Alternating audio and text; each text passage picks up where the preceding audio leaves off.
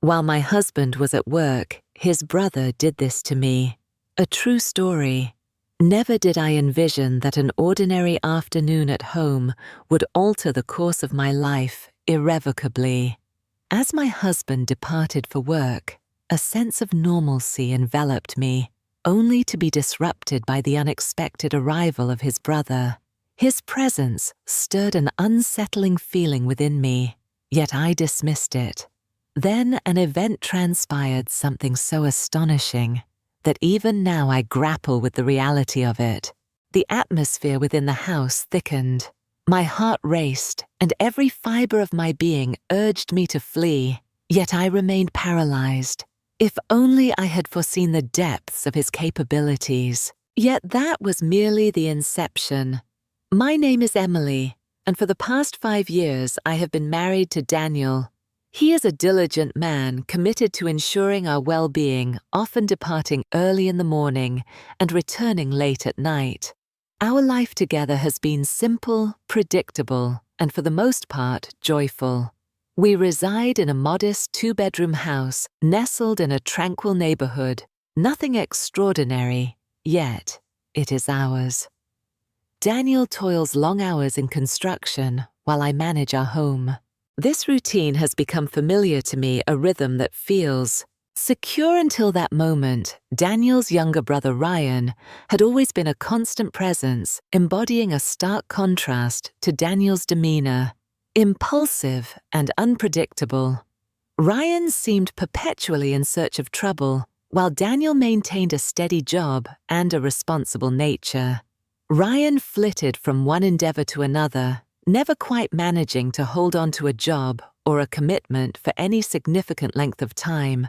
I tolerated his presence out of familial obligation, yet I could never shake the feeling of discomfort that lingered in his company. Ryan possessed an uncanny ability to assert his presence, whether it was through his booming voice, his casual remarks, or the manner in which he always appeared to return later, just like he always did. But as the hours passed, an unsettling tension filled the air. Ryan lingered, his eyes fixed on me with an intensity that sent shivers down my spine. I tried to focus on the mundane tasks at hand, but the weight of his gaze was inescapable. I convinced myself it was all in my head, a figment of my overactive imagination. Yet deep down, I knew there was something off about the way he watched me. The clock ticked slowly, each second amplifying my unease. When Daniel finally walked through the door, relief washed over me. But the shadow of Ryan's stare lingered, a reminder of the unsettling truth I couldn't shake off. To return late, the house enveloped in silence. After his departure, I resumed my familiar tasks, tidying the kitchen, folding laundry, and listening to the distant hum of passing cars outside. A few hours later, the doorbell rang, catching me off guard. My stomach tightened as I dried my hands on a dish towel and approached the front door. Peering through the peephole, I spotted Ryan standing there, hands in his pockets, rocking back on his heels. I hesitated. It wasn't uncommon for Ryan to drop by unannounced, but the way he stood there so still and patient caused a tightness in my chest. I managed to force a small smile as I opened the door. "Ryan," I said, stepping aside. "What are you doing here?" He shrugged, stepping inside without waiting for an invitation. "Just in the neighborhood," he said, his voice casual. "Thought I'd stop by and check on you." I closed the door behind him, forcing myself to relax. He had been in our home many times before. There was no reason to feel uneasy, or so I thought. As I walked toward the kitchen, I could feel his eyes on me, upon me. The air in the room felt thick, the silence stretching uncomfortably between us. Something had shifted. Then he broke the stillness, his voice cutting through the tension. "You are always alone in this house. Doesn't that ever bother you?" His words sent an icy shiver down my spine. I turned to him, searching his face for a hint of jest, but his eyes revealed a depth I couldn't decipher. In that instant, a sense of foreboding washed over me. The room seemed to shrink, the walls closing in. I clutched the edge of the kitchen counter, fighting to maintain my composure. Ryan, he leaned against the doorway, arms crossed, his eyes sweeping the room before finally resting on me. "You don't mind the quiet?" he asked again, his voice low, almost as if he were testing me. I managed a smile. "I like it," I replied, maintaining a light tone. "It gives me time to get things done." He smirked, stepping further into the room.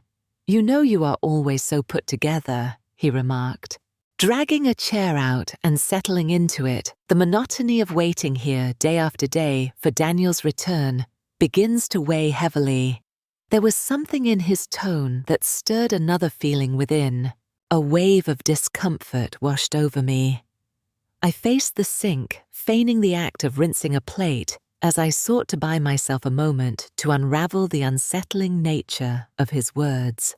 Ryan had always danced on the edge of inappropriateness, tossing out teasing remarks and invading personal space, but this felt distinct. This was intentional. "Daniel works hard," I said, keeping my back to him, "and I have plenty to do." Silence hung in the air. Then the scrape of his chair against the tile floor made my pulse quicken. "Do you ever wonder what it would be like if things were different?" he asked. I turned slowly. My stomach clenches. "What do you mean by that?" Ryan leaned forward, elbows resting on his knees, his gaze fixed intently on mine. For the first time I recognized it clearly, the source of my unease. It was more than mere curiosity, it bore a shadowy weight. He smiled, yet the warmth was absent. "If you had married someone else," he said, his voice low and measured, "if you had ended up with me." A chill of panic washed over me. I laughed, but the sound was weak, strained. "Ryan, stop," I said, attempting to maintain a light-hearted tone. "That's not humorous." His expression remained unchanged. "Who said I was joking?" My throat went dry as I took a step back, my hip bumping against the counter. The space between us suddenly felt constricted. "I think you should go," I said, my voice steady. Ryan remained still, his gaze fixed on me, head tilting ever so slightly. "Why are you acting like this?" he inquired, amusement lacing his voice. "I'm just talking," I replied, my voice trembling. "No," I insisted. His smile vanished, replaced by a more somber expression. He rose to his feet, taking a deliberate step closer. I instinctively reached behind me, gripping the brink of the countertop, my fingers gliding over the blade, lying in the dish rack. Ryan's gaze darted to my hand and then back to my face, and for a fleeting moment, I thought he might say something more, something that would deepen the moment. But then he exhaled sharply and stepped back, a playful grin on his face as he raised his hands in mock surrender. "Relax," he said, as if to diffuse the tension. I remained silent, my heart pounding in my chest, captivated by the unspoken words hanging between us. Then, as if the moment had never occurred, he retrieved his keys from his pocket and made his way toward the door. "I'll see you around," he called out, leaving me in a swirl of thoughts. He said over his shoulder before stepping outside. The door clicked shut. I stood frozen. My breath came in shallow gasps. The house felt different now, tainted. I locked the door behind him, twisting the deadbolt, my hands trembling. I wanted to believe that was the end of it, that he was just trying to get under my skin, that I was overreacting. But deep down, I knew better, for the look in his eyes had told me something. This was not over. That night, I barely slept. My mind replayed every second of our encounter. With Ryan, the way he stood too close, the way his voice lowered when he spoke, and the unsettling smirk on his face. It was not just a joke. It was something else entirely. Daniel arrived home late, weary as ever. He pressed his lips to my forehead, murmuring something about work before sinking onto the couch. I felt the urge to speak, every instinct urging me to break the silence. But what could I possibly say? Ryan hadn't truly done anything, not really, and what? When Daniel brushed it off once more, I chose to remain silent, yet the quiet did nothing to erase the tension. The following morning, I awoke to an unsettling stillness that hung in the air. Daniel had already departed for work, and I reassured myself that I would be fine. I would lock the doors, keep myself occupied, and fend off the unease that was seeping into my very bones. Then the doorbell rang, and my stomach twisted into knots. I didn't need to look. I knew who it was, Ryan. My hands trembled as I gripped my phone. Should I pretend I wasn't home? Should I call Daniel? Another ring followed by a knock. I took a deep breath, forcing my voice to remain steady. Ryan, go home. Silence enveloped the moment before his voice broke through calm and almost amused. Come on. Emily pushed the door open. I swallowed hard, enduring a long pause before the doorknob rattled. Panic surged through me. I had locked the door last night. I knew I had. Yet the sound of metal clicking sent my pulse into a frenzy. I surged forward, leaning my weight against the door, as if that simple act could hold him at bay. Ryan, stop! I shouted, my voice laced with urgency. He chuckled in response. Relax, I just want to talk, he said, fiddling with the doorknob.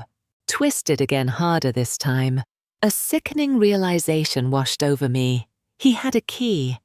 I stumbled backward just as the lock clicked open and the door creaked ominously. Ryan stepped inside, closing the door behind him.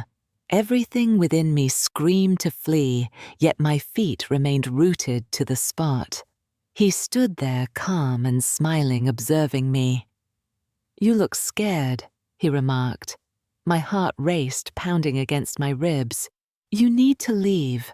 I managed to say, my voice barely a whisper. He took a slow step forward. Why Daniel is not here. It is just us.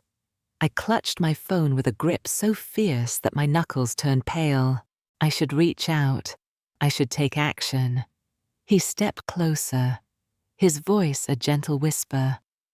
I know you feel it too, he said, hinting at the possibilities of how things could change. My stomach twisted in a sudden upheaval, demanding an immediate halt. I exclaimed that this was madness as he reached for me. I fled, racing toward the kitchen, my heart pounding in my chest. I yanked open a drawer, my fingers grasping the first object I encountered, a knife. Ryan halted, his expression shifting, as I caught a glimpse of something flicker across his face, surprise. You are overreacting, he said, raising his hands. I tightened my grip on the knife, breathing hard. Get out, I commanded. Silence stretched between us, his gaze darkening. Yet after a moment he stepped back. Fine, he muttered. You want to play this game, go ahead. He turned and walked out, slamming the door behind him. I stood there, gripping the knife, my entire body shaking. It was not over. I knew it was not over. For the first time I was truly afraid of what would happen next. The moment the door slammed shut, my knees buckled. I caught myself against the counter, my breath coming in shallow gasps. The knife in my hand felt heavy, but I refused to let go. My entire body trembled, with the lingering adrenaline, my mind racing through what had just happened. Ryan had a key that. The mere thought sent shivers down my spine. How long had he possessed it? Did Daniel give it to him, or had he taken it? I compelled myself to act. I dashed to the door, twisting the lock, double-checking, then triple-checking. I seized a chair and wedged it under the handle. My hands trembled, but certainty was imperative. The silence enveloping the house was suffocating. My ears strained, anticipating Ryan's return, The sound of footsteps outside the door handle rattling once more. Yet there was nothing. I had to do something. I had to speak. Daniel, his fingers trembling. I called him. The phone rang once, twice, then went to voicemail.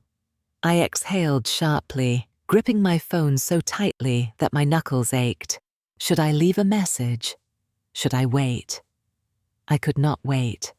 I typed out a message instead, my hands hovering over the screen as I hesitated. How could I even explain what had just happened?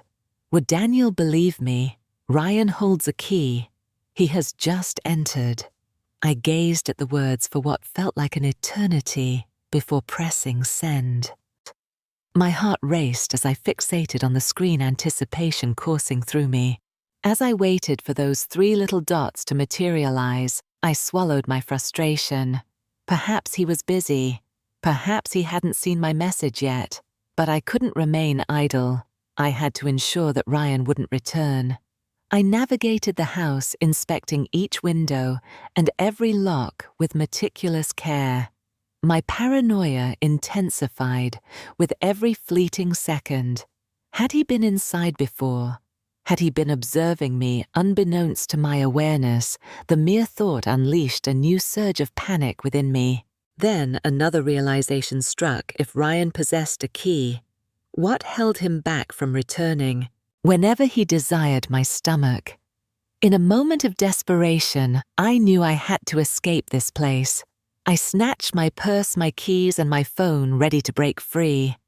I was halfway to the front door when my phone vibrated. Daniel, what are you talking about? A flood of relief washed over me as I typed back quickly, me. Ryan has a key to our house. He just let himself in. He wouldn't leave until I pulled a knife on him. The 3 dots appeared instantly, then disappeared only to reappear. My pulse thundered. Daniel, are you serious? Why would I lie about this? Another long pause followed. Then Daniel never entrusted him with a key. The words coursed through me like ice, and I sank heavily onto the couch, my mind whirling. If Daniel had never entrusted him with a key, it could only mean that Ryan had either taken one or forged a copy. The walls of my once safe haven now loomed like a prison. My phone vibrated once more. Daniel, I am coming home. Do not open the door for anyone. I let out a shaky breath. I should have felt safer knowing Daniel was on his way, but I didn't, because deep down I knew Ryan was not finished, and I had no idea what he would do next. I sat on the couch. I gripped my phone, anticipation coiling tightly within me as I awaited Daniel's arrival. Each passing second felt like an eternity. The silence of the house pressing down heavy and suffocating. My mind raced with unanswered questions. How long had Ryan been plotting this? Had he been watching me in my own home, knowing he could enter at will? Had I overlooked the warning signs for too long? When Daniel finally walked through the door, I caught the worry etched in his eyes. He locked the door behind him, double-checking it with the same urgency I had felt. Just moments ago, he didn't even bother to remove his work boots. Instead, he pulled me into his arms, holding me tight. He is never coming back here. Daniel whispered softly into my hair, and I truly wanted to believe him. I yearned for that sense of safety to return, yet the fear lingered a shadow that enveloped me. That night, we changed every lock, securing our sanctuary. Daniel sent a message to Ryan, informing him that he was no longer welcome in our home. There was no heated debate, no theatrical showdown, just a solitary warning.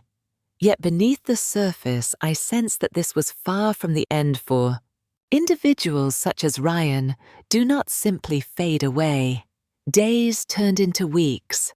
As I navigated my life, feigning normalcy, yet the paranoia clung to me like a second skin. Each shadow outside the window, every unforeseen sound, sent my heart into a frantic rhythm. I found myself obsessively checking the locks, even in the glaring light of day. At times I could almost sense a presence, as if someone were observing me. Perhaps it was merely a figment of my imagination, or perhaps Ryan had indeed grasped the message and moved on. Or maybe, just maybe, he lingered biding his time for the perfect moment. That thought continues to haunt me, a spectre in the recesses of my mind. What would you do if someone you trusted unveiled their true self? If the person you considered family transformed into your greatest fear? And more crucially, what if they returned one day? Like, comment, and subscribe for more real-life stories that will keep you on the edge of your seat.